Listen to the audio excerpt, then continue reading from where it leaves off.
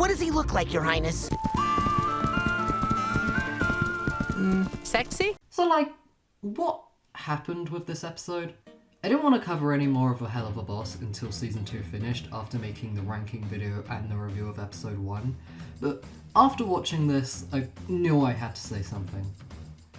So, Season 2 has been pretty controversial. While most people still like it, a lot of passionate fans have criticised its tonal issues, its refusal to change the status quo to a distracting degree, and its character writing. While I've enjoyed the season, I haven't been as invested as I was previously. Mostly episode 2 and 3. Episode 1 had its issues, mostly changing the history of Stolitz to make it more healthy and less interesting, but ultimately it had good drama and solid jokes.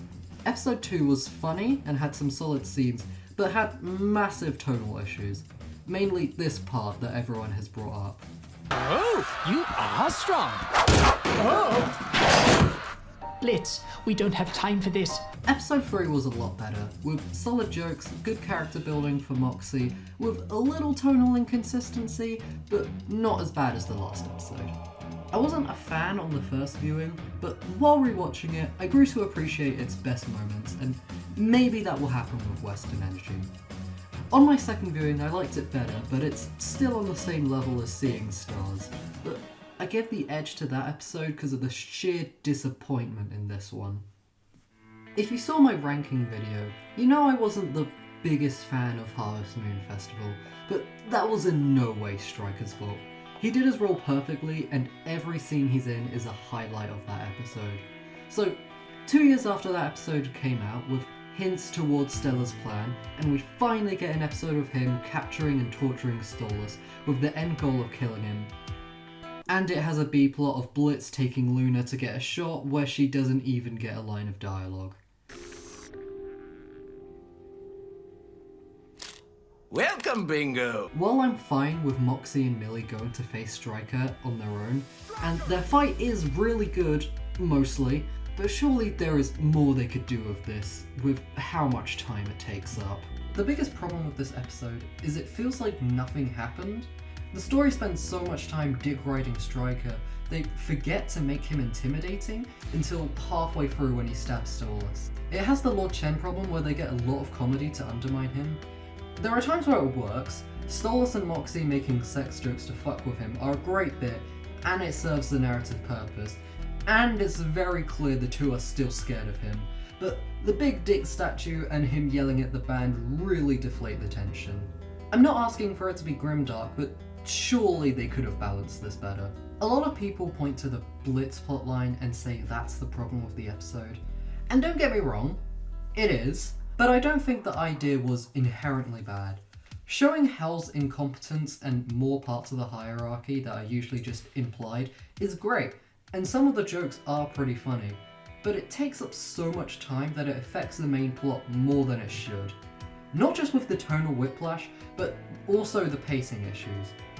We don't get an idea of how big each ring of Hell is, but Eminem just finds Striker with nothing to go on but this. And knowing that guy's aesthetic, my money's that he's in rap. Now get your asses down there and look for some cowboy crap or something.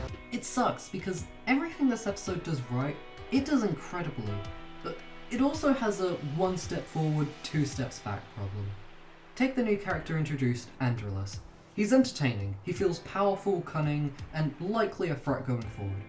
A great addition to the admittedly way too big rogues gallery of villains. Unfortunately, he spends the entire episode with his annoying sister. Now I like Stella. She's a fun character and usually entertaining, but she just feels like a petulant child in this episode.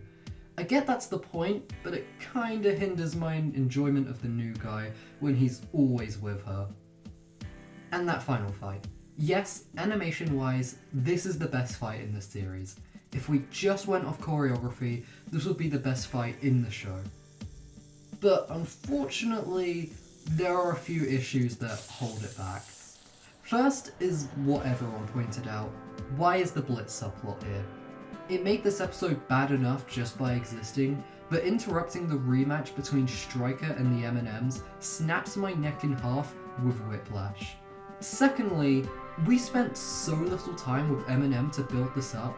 Moxie and Millie are in 2 scenes before this fight. In one of them, Millie gets 1 line.